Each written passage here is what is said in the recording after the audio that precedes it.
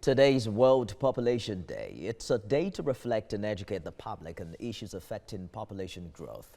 Experts say government must now step up and take action to check overpopulation in light of its effect on the environment. Correspondent Govt has more in this report. Population in the world is set to be currently growing at a rate of around 1.07% per year, down from 1.09% in 2018, 1.12% in 2017, and 1.14% in 2016.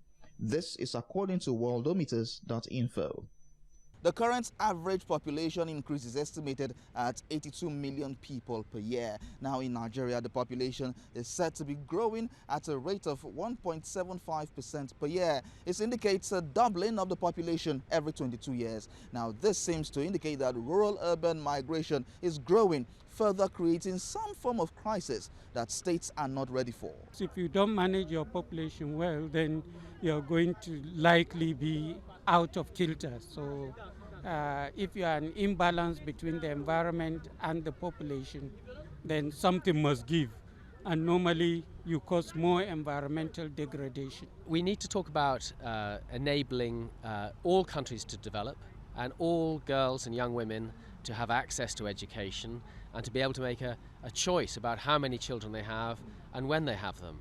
And that's all about women's rights, effectively. We need to educate boys too, to think about actually having a smaller family is okay. It's not a sort of status thing to have 6, 7, 8 kids. It's absolutely cool to have 2, 3, maybe 4 in Nigeria, we'd say. It is a matter of cultural reorientation and the need for attitudinal change. All these issues where you just feel you bring a child without planning for how that child will survive. The World Population Day is commemorated to shift the focus towards the urgency and the significance of issues related to population. It is said that one of the greatest consequences of growing population, which is perhaps a great threat to our livelihood as well, is the quick depletion of natural resources.